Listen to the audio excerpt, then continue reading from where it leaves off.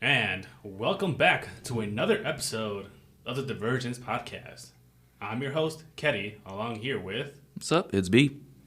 And we got quite a few topics here for you today. But first and foremost, let me update you all on my Halloween stuff. It's maybe not the final Halloween update. Maybe I'll do one for next week because next week is Halloween. And then we'll have another episode after that. But I have watched basically Final Destination. Nice. 1 and 2. How many are there? There are 5 of them.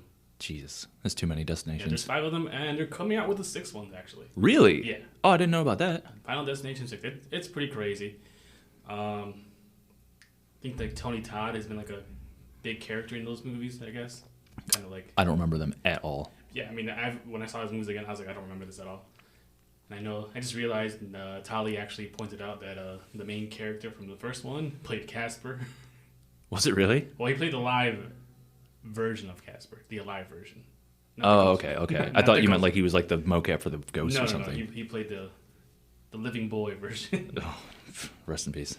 But yeah, those movies are wild, man. Like it's crazy some of the deaths that they portray in there, and it's just like I'm just like that'll never happen to me. But then it's just like I think about those movies every time I'm driving behind like a trailer on the highway or something like that. Oh yeah, and there's pipes on there. That's the only one that I think really affected me because I'm just like, yeah, nope, I'm out of here. That, and I think there's a scene in one of them where like a window comes crashing down and cuts a girl in half. Yeah, no, it's a boy.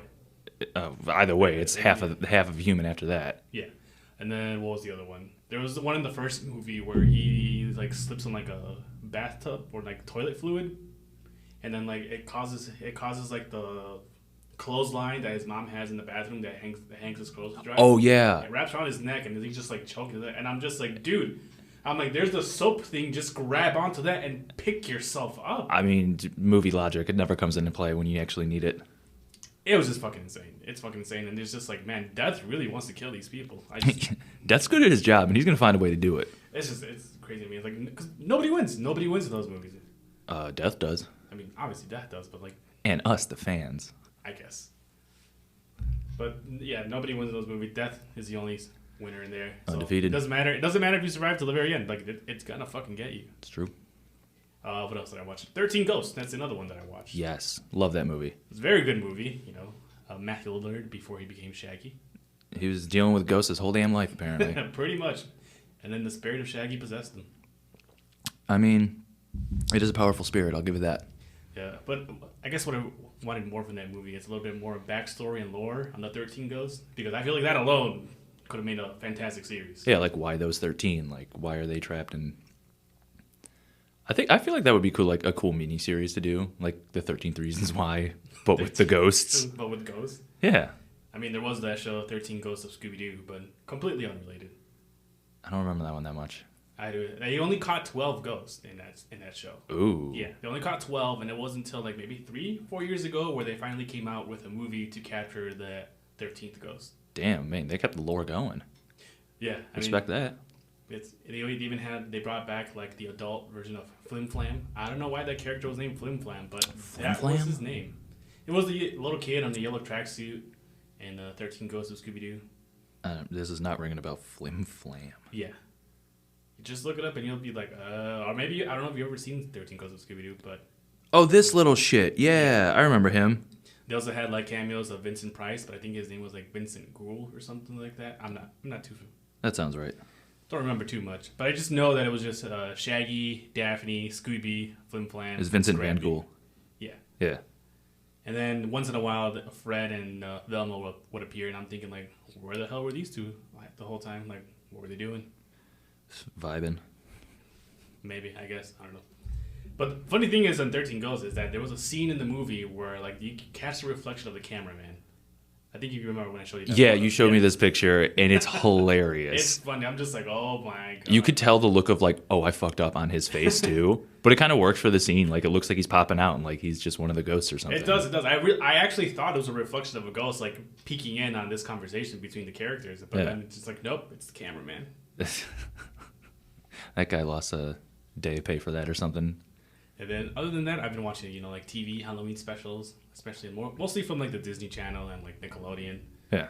One that really stood out to me was the Even Stevens one, where He like dresses up as a penguin jockey. I don't know if you remember that. Vaguely.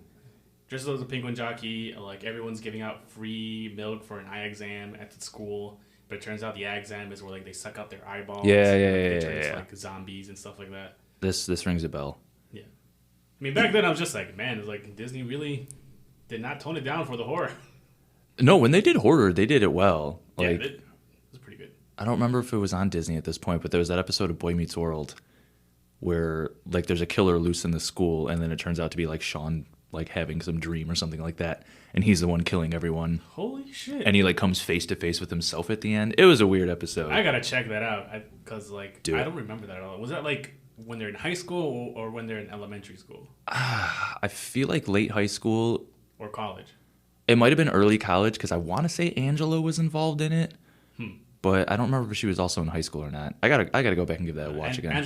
The character Angela came back in college, I think. So she was in high school though. It might have been high school then. No, I think she was in college. She appeared in college. Oh, she appeared in college? Yeah. Then it was probably one of the early college episodes. All right, I'm gonna look that up because that sounds very interesting. It's a good one. It's interesting. Back when Disney was good. I mean, not bad now, but it's just like quality, and I feel like in their live action stuff has like dropped. Yeah, they kind of got a formula and just stuck to it. Pretty much, and I think it's just like they're filming on sets, not much in real locations as much. Because when I saw Hocus Pocus 2, I was just like, this doesn't give me the feel of the first one. Yeah, like the whole town was part of that movie. Yeah, so then it goes well. And I think it's pretty much all for my Halloween update. I mean, other than that, I don't know what else I got to watch. You've been doing good, man. Yeah, I've been doing pretty good. My dreams can only handle so much. You were telling me about like you needed a nightlight just to use the bathroom at work. Oh, hell yeah. After watching Insidious, I was just like, I cannot leave the safety of my desk. I need the glow of the screen to ward off demons. Because I only have like my desk lamp on. Everything else around it is dark. So when I go down to the hallway to the bathroom where it is, it's just like I'm staring down at this black abyss, and I'm just like, fuck. That's when they get you. Yeah, and I'm just like, I have the feeling like something's staring back. I mean, it's like, come on, bitch. But you never know. Gotta face those demons. Yeah, next week I'll have the final Halloween update for you guys and let you know. All right, looking forward to it. I guess to move on to our next topic is more voice acting drama with Bayonetta and Platinum Games. Especially with Helena Taylor, who apparently lied about what she was getting paid and her contract and everything, which is pretty upsetting because it kind of like sets a step back for all voice actors and getting equal pay and all that stuff. Yeah, she was asking for like fucking 4 or 5 times the going rate. Yeah, for a union voice actor too. Yeah. Which is, I mean, like I'm all for asking for more money and everything like that. Same. But when you're blowing the curve that hard for the rest of us, Yeah. us as if I'm involved in this community at all, but for the rest of like actual voice actors, I don't know. I don't know if it's helping or hurting anyone else's like bargaining chips, but I can't imagine it's doing a whole lot of good. Yeah, because I think they were offering her what, $5,000 for 5 sessions or 4 sessions.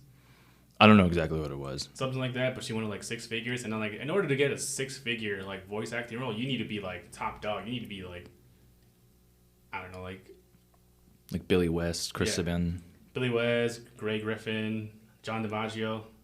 my guy. Who else is out there? I mean, you got to be like Mel Blanc level. Yeah. Of fucking talent. Mel Blanc, that guy, insane. Yeah, Mel Blanc was another one. Tara Strong. Yeah.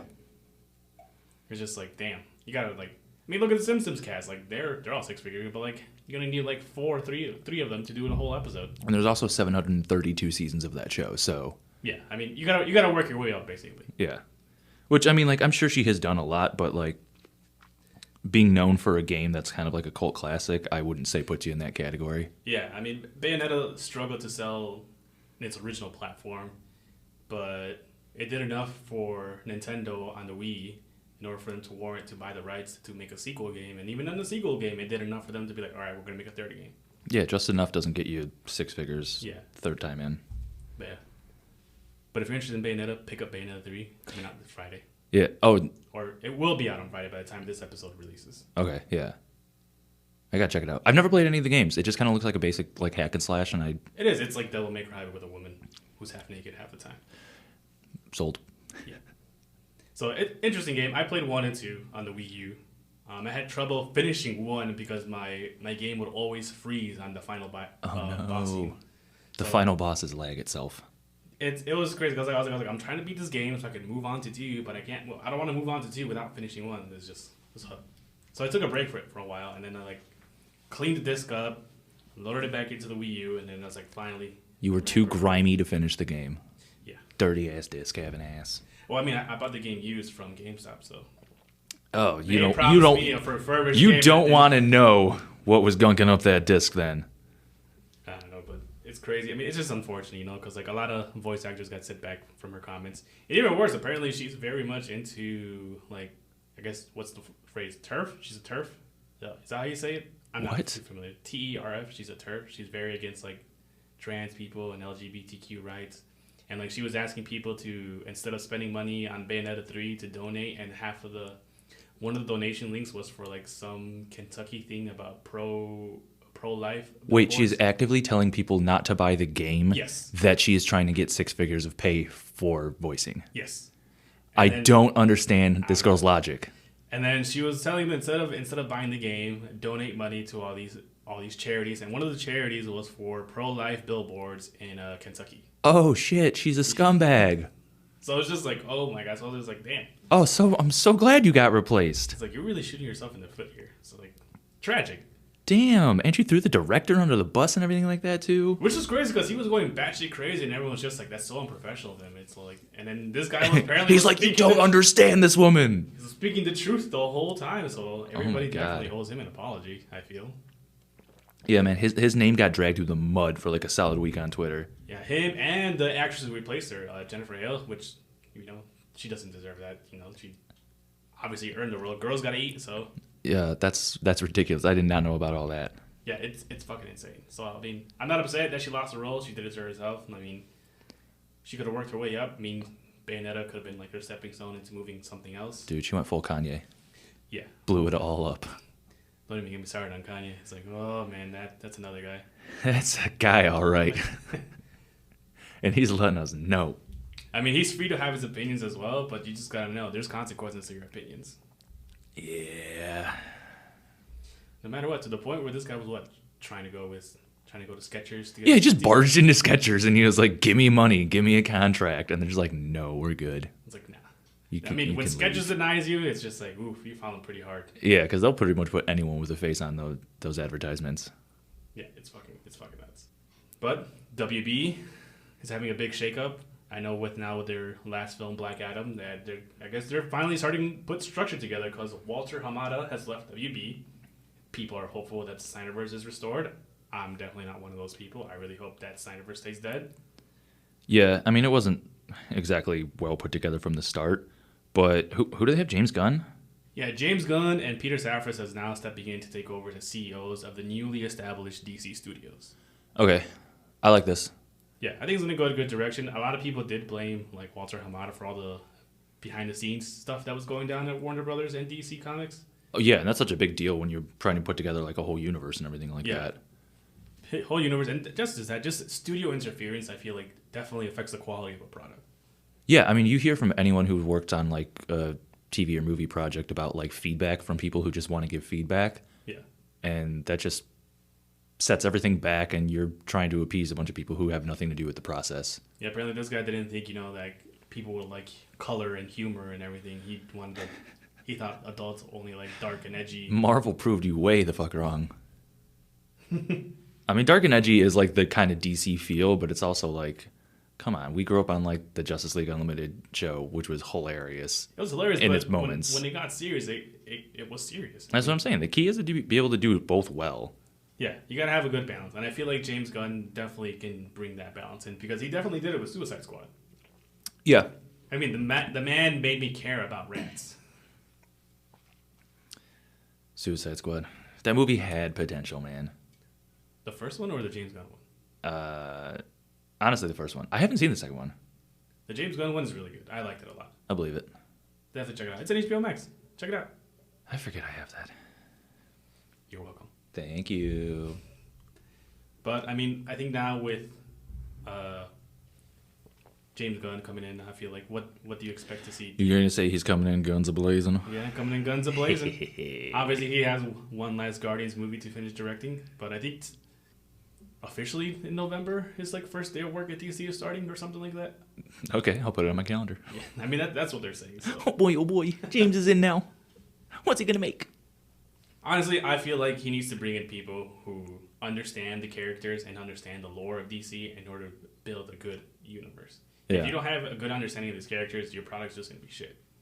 Yeah. I don't remember when we talked about it, if we've already talked about this on here before, but like using the Green Lantern universe, I would really like to see him put some of that stuff into play in the DC movies. Oh, hell yeah. I mean, you can do anything with those. There's a lot of stuff you can do with the Green Lantern. Speaking of that, there actually is a Green Lantern show coming out on HBO Max.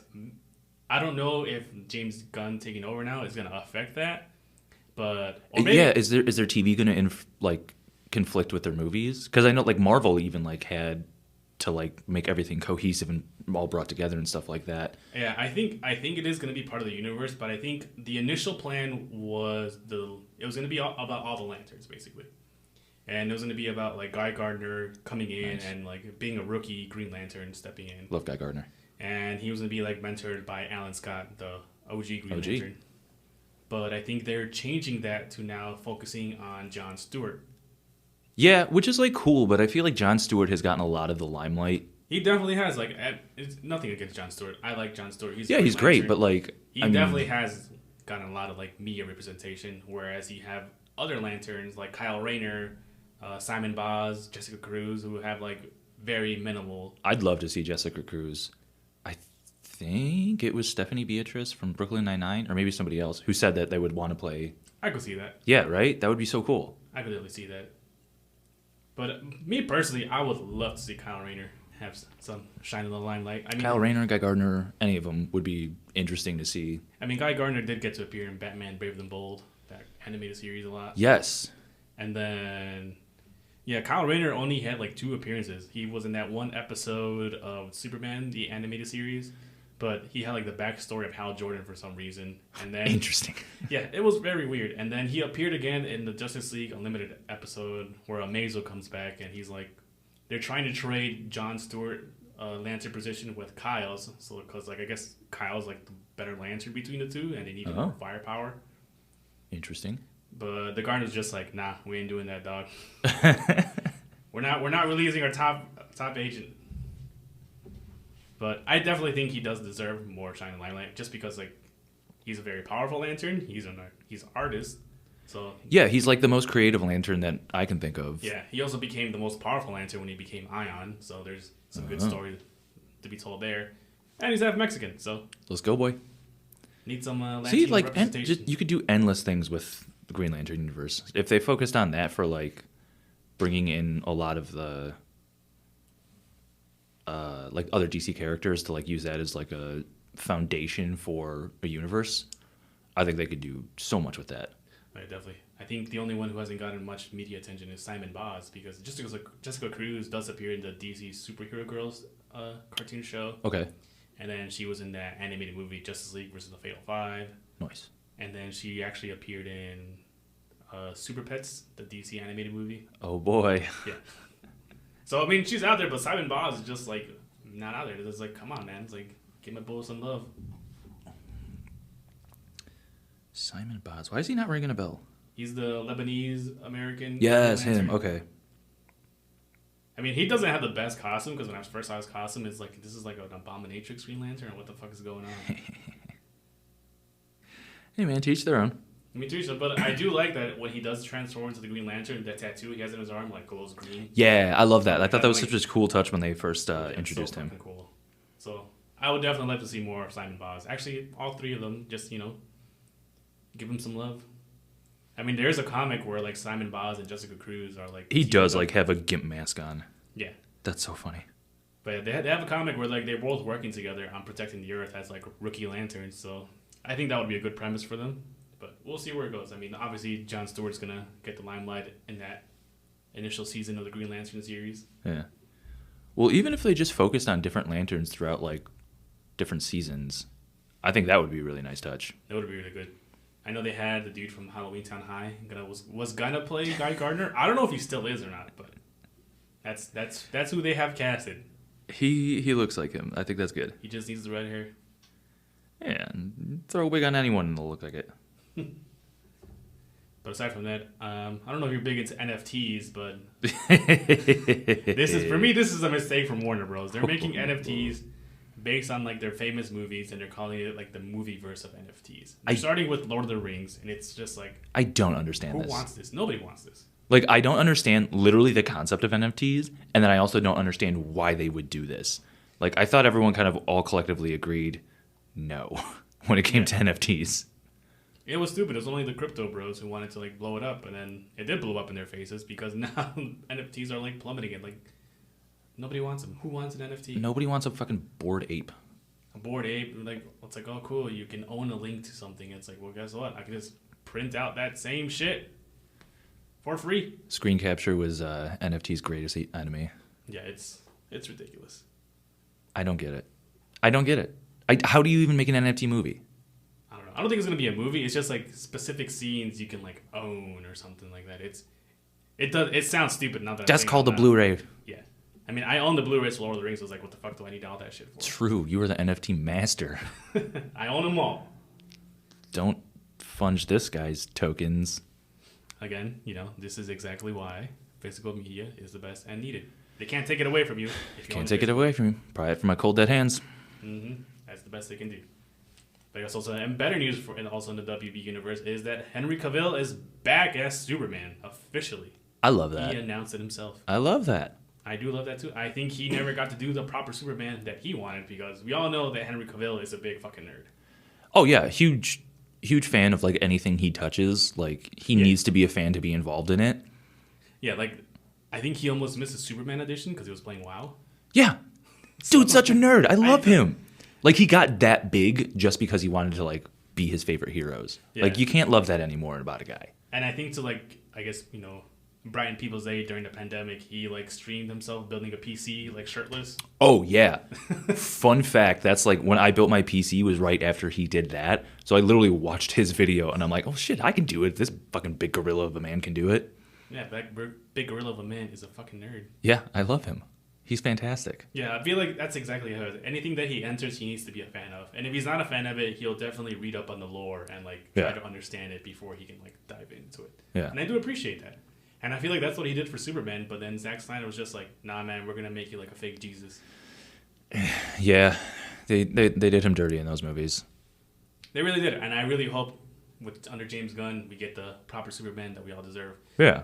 Because I know a lot of people think that Superman is a boring character, that he's just a goody two-shoes, all-powerful and everything, but there's definitely a lot more to that. I know a lot of people wish there wasn't... They think Superman is more interesting when he's evil, like Homelander and all that other shit, and from Injustice and everything. But it's just like, for me, that is the laziest version of Superman ever. It's just like, oh, all-powerful being, let's make him evil. It's like, we've fucking seen that before. Yeah, I can't remember if we talked about this before on here, but like, I feel like the typical Superman storyline is find a way to take his powers away, like kryptonite or lead or whatever magic, whatever weaknesses he does have, and then see how he overcomes it like as a human. Like it's the only way to take him down a peg and like make him interesting. But I think the times when he gets to cut loose and be an absolute monster is like some of the best stuff. Oh yeah, definitely. And I think also some of the best stories is when they play to his humanity, basically. I think I forgot which comic book it was. I need to look it up, and I'll definitely bring it up again in the next episode. Is he sees someone that's going to jump out from a building. Mm-hmm. And obviously, Superman has all the power in the world just to grab her, take her down. Yeah. No problems asked. But she doesn't want that to happen. She tells him to stay away and everything else. And he does. He stays away. He just listens to all her problems. And he basically just talks her down, telling her there's a lot more to live for, and that she doesn't need to do that. And eventually, she willingly comes down with Superman. I think like that's what we need to see in the films, and that's a Superman a lot of people don't know about, basically. Yeah, because he's just a guy. Yeah, I mean, everyone thinks it's like, oh, he's all powerful and being, but it's like you got to realize he grew up as a human. Yeah, like I think as long ago as this was, the Smallville TV series did such a good job of just making him a guy. Yeah. And that's what made, like, he barely was Superman for the entirety of that series, and that's what made him so, like, lovable. Yeah, I don't think he understood what he was until he was in high school, basically. Yeah, exactly. And this whole thing was him taking him through like Jesus puberty. I don't know, for lack of a better term. He's literally going through high school drama on top of like struggling with these new powers that he has and everything like that. Yeah, definitely.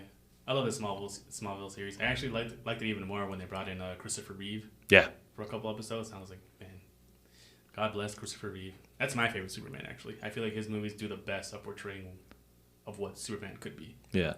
I remember watching, it was just like a YouTube short or something like that, and it was just about when Christopher Reeve transforms from Clark Kent to Superman. Oh, massive. Literally, he just like straightens his posture, everything like that. He gets like 3 inches taller just by like this subtle little change, and it's just that little nuanced performance that really makes him like. It's just such a masterful stroke for me. I was just like, God damn. Yeah, dude. Like, I don't think I gave him much credit growing up because I was like, oh, these are just like cheesy movies. They're fun, great, and whatever.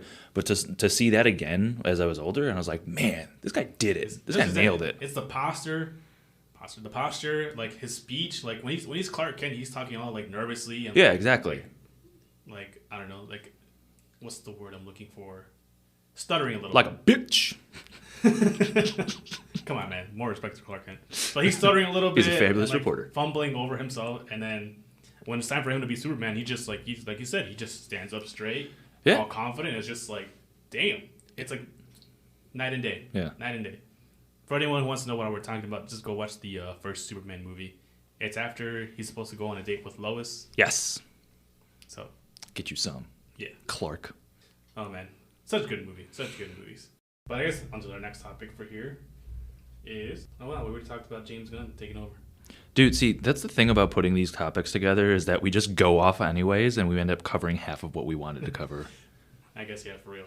One of our favorite topics here is Yu Hakusho 30th anniversary for the anime. Dude, I can't believe 30 years, that's crazy. it's been 30 years. I just remember the first time I watched Fentonami, and I was just like, man. Oh my god, that shit blew my mind. It did. And then the only thing as a kid is like I don't think I've ever got to see the Dark Tournament in full. Oh yeah. Well, yeah, because that was back when it was appointment television, so you actually had to tune in. If you missed an episode, you were screwed. Yeah, so I was like, I never got to see how he won the tournament. I just remembered one day, the next story arc was with the Shinsui, the Chapter Black song. Chapter Black, yeah. So I was just like, damn, it's like, how did he win the Dark Tournament? It's like, what happened? And that is a good resolution to a story there, too. Oh, hell yeah. It's such a great story. Like, the whole series from start to finish, and it's like, Yusuke is probably one of the most relatable MCs ever. Like, he's just a little kid punk who just... He hates training. He just wants to get by in life. Like, exactly. No problems. I'm just like, I can definitely relate. And then the only time he takes it seriously is because, like, Genkai gives it all to him because she believes in him. Oh, my God. I can't even. When he takes the spirit orb from her, oh, my God, and he's just losing his mind in the cave. Oh, yeah. And you got little Pooh bringing him the water. Like, that's some quality dub voice acting right there, too. Yeah. That's my favorite fun fact you ever gave me is that, like the Japanese credit the English dub as like the definitive like way to watch that show. Yeah. Because it is so good. Yeah, they did such a fantastic job. He goes job. Off as Yusuke. Yeah, I feel like that's one of the few like dub series that really wanted to deliver justice to what. Dude, it's perfect. Yeah. Hiei, such a snarky little shit.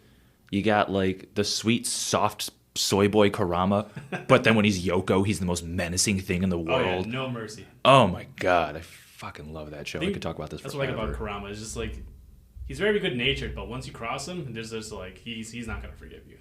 Like that's it. Oh yeah, if you make an enemy of him, well, I mean, even Hiei says it. He was like, yeah, the only reason I partnered with him is because I'd never want him as an enemy. Yeah, they make you think like Hiei is the dangerous one of the two, but it's actually Karama. And keep in mind, the majority of the series, he is in his nerfed form. Yeah. We only see him full power twice, and oh my God, and he's still such a badass. Then you have the good old himbo, Kuwabara. My guy, he just believes in love. Let him be a dreamer. I mean, I'm all for Kuwabara, but man, that guy, tragic. And the sacrifice he made too. Oof. I love that guy. Time and time again. And then, my man. Chu? I love him. You still have the charm I brought you from Japan? I do. He's at my PC station, so every time I sit down to do something on there, it's got my man Chu looking at me. So great. Fucking drunk boxing, rowdy Australian. Come on, you couldn't write a more perfect character for me. It's perfect. I mean, even though, yeah, all the side characters in that series are also like great. Like there's nothing to me. There's nothing bad about it. I Yeah, don't know. and even in like a couple of episodes, you get character development. Like Rinku, the yo-yo user, goes from the little shit that you want to just stomp to like all of a sudden one of your greatest allies in like the next few episodes. Like I just love it. That show is done so well. It's really great. I also think what I admire is that for Yusuke, unlike other like main characters in shonen manga, is that where others like derive their like power ups and like I guess like next stage transformation is from anger or like I guess belief in the, like for themselves or their friends or anything. Power of friendship. Yeah. Yusuke basically comes from sadness, basically from his own failures of not being able to protect Kuwabara. Yeah, like he feels inadequate, so he just bursts through and goes apeshit. It's just like that failure is what propels him to go to the next level, and he hates it. Yeah, because just like because he's always got it in him, but he never does it until it's too late. Yeah, boy, can I relate. It's like, ooh, man, Yu Yu Hakusho. Such a good show. Are they doing anything for the 30th anniversary? I know they're coming out with a new like Blu-ray box set, which I'm definitely gonna pick up. Oh, for sure. I don't know if they're gonna add anything to it. I know for the previous box set that they included some specials in it. Like the prologue chapters were animated, like I guess like 6 years after the anime ended. Okay. Like Yusuke takes on one spirit detective job. Just for old time's sake. Yeah, I mean, I don't think it was anything serious. It's just kind of like slice of life kind of thing, kind of funny. That's cool. And then honestly, I could do slice of life with those characters. That's just how good of characters they are. Yeah, it's really good. And but it is also just the best fucking fighting I've ever seen. It definitely is. I think the fighting is definitely better than Dragon Ball for me. It's just so much more impactful. Yeah. Like the fights mean something. Like every punch you feel. It's awesome. Oh, definitely. And I think the other special that they released was, I know they did in the manga, they did like prologue chapters of how of Kurama and Hiei first meet. Nice. And the first demon that they take down. So I know they animated that in the previous box set special. So I hope they bring that, and I hope they bring more stuff in.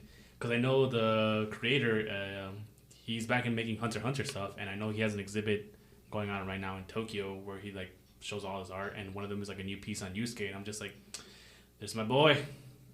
Just as beautiful as the day I lost him.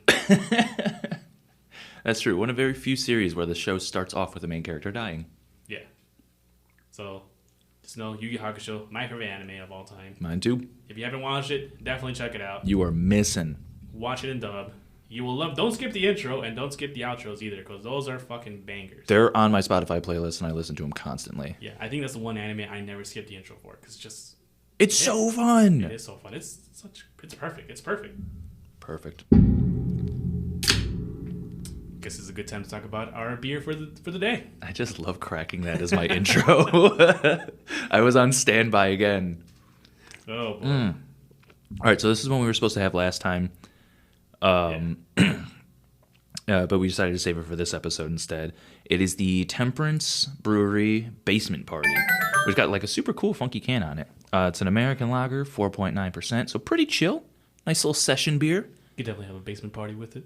Hell yeah, you can. I'd have a few of these and not have to worry about like getting into trouble too much afterwards. Yeah, it's not too bad. It goes down easy. You know, something to have, like something to eat with. It's just, this would be good with like wings. Dude, everything's good with wings. I love wings. But it's tasty. I remember when this brewery first opened up, because it's in Evanston. I went with some of my friends, and their flagship beer is Birdsong. So I remember there was like a rumor that there was a room in the brewery that was filled with birds. Oh my god. Which like we kind of spent some time trying to find it, never wound up coming across it, and it's just one of my favorite urban legends. That room definitely does exist. I'm telling you, it's somewhere out there. I will find it one day. What's the purpose of the birds in this room? Do they sing to the beer? You know what? Yeah, I'm gonna go with that. I'm gonna go with that. I don't know. There was no reason. I just like heard rumblings of it for some reason from like the staff and from like other patrons. Do they poop in the beer? Hey, if they did and it comes out this tasty, I'm okay with it. But I don't know. I guess this is one of my favorite ones. I think still my favorite one of all time is that Voodoo Ranger Juicer. That stuff was dangerous. It was so good. It is so good. And it's so strong. Yeah, it's 9%. That you can't even tell. Yeah, I think if we're going to start ranking the beers, like if we just keep a top 3 going, that's definitely number 1. Yeah, same for me. Definitely number one. I think next one, 2 and 3 is like switchable for me between the mimosa one and what's the other Mexican beer that we had on the first episode? El Suave. Yeah, El Suave. That's what it was Yeah. called. Yeah, but no, I love that mimosa beer, the mimosa sour. Yeah.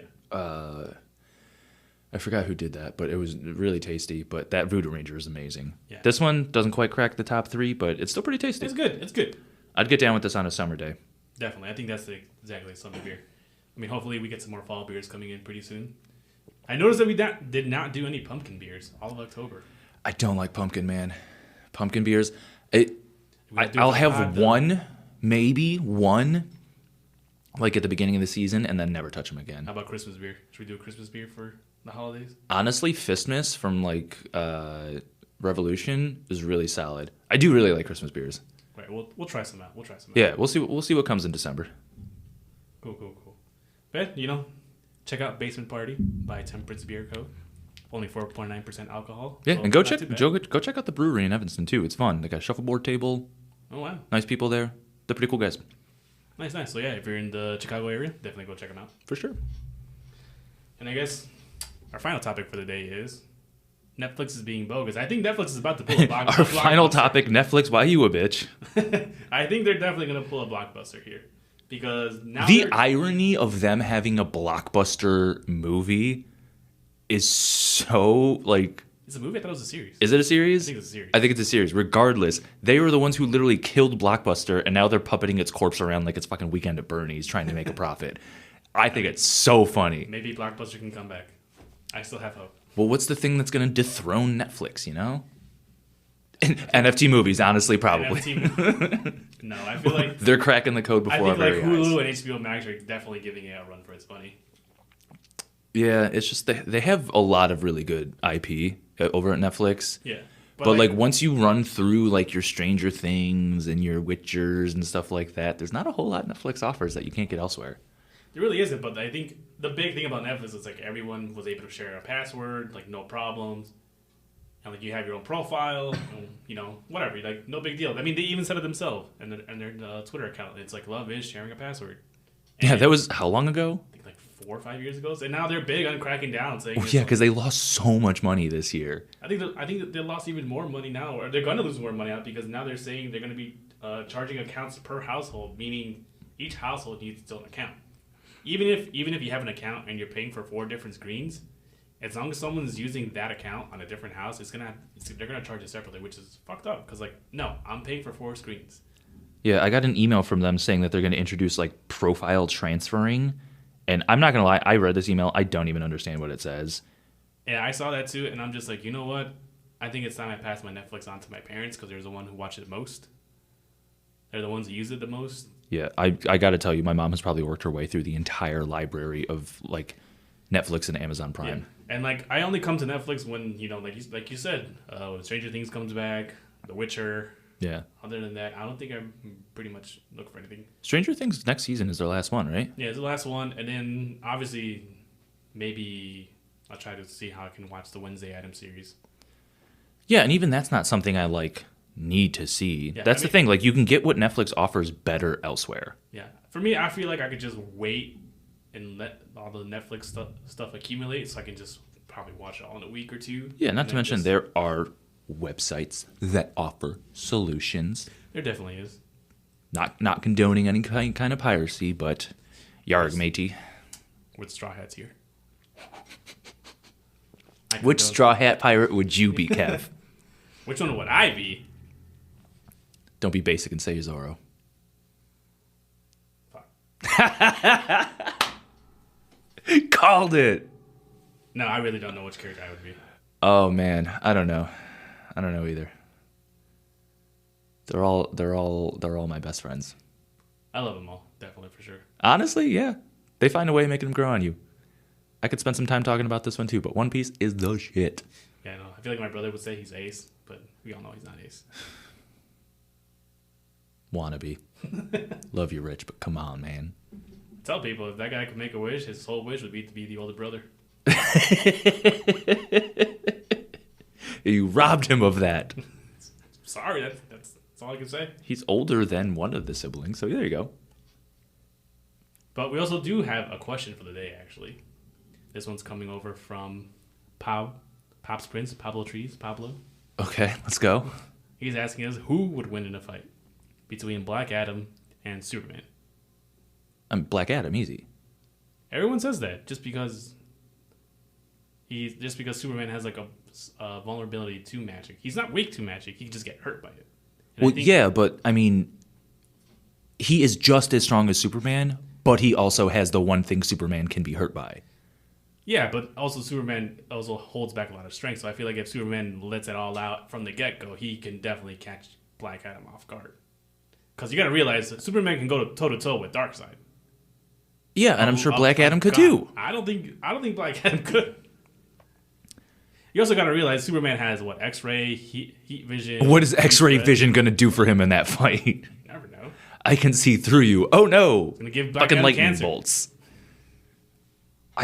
He has the power of gods. I don't know if gods can get cancer. Also, there's other thing is that he can play to Black Adam's arrogance. I mean, yeah, but I mean, Black Adam has been a warrior for millennia. Like, he's also no slouch. He's no slouch, but like he's too proud and like over. Not to mention, the only time Black Adam gets beat is when when Superman has to team up with like other people. Like, what the upcoming movie is going to be Superman and Shazam trying to take down Black Adam? No. You need two of the most powerful heroes ever to take this one guy down. I think that's the next movie, but like also in the comics, there's very few times they actually fought each other. So exactly, because they don't want to admit Superman gets his ass whooped. But if Superman can beat Shazam, he can definitely beat Black Adam. I don't know, man. How does that not correlate though? I'm calling Black Adam in this fight one. I'm gonna go with Superman just to be on the other side. There you go. But I definitely think it's still Superman. I definitely think it's still Black Adam. Listen to the comic nerd here. Listen to the guy who wants to disagree with Kev. I don't know. I'm still holding firm. I don't care what you say. I mean, sure, but I really do think like Black Adam's arrogance and just underestimating his opponent is just what's gonna do him in. Mm-mm. I pull the Adam Savage. I reject your reality and substitute my own. I'm a domain expansion and bam. Little Jujutsu Kaisen reference there. I was gonna say, wait, what are we talking about anime for now? But yeah, I guess this one's gonna come out into a tie. I guess even though Superman wins, but we'll call it a tie. You guys, let us know who you think is gonna win in this fight, and let us know who you're backing, me or Keti. Obviously me. Obviously B. But I think that's all we have for today then. That flew by. All right, I like that. Yeah, not too bad.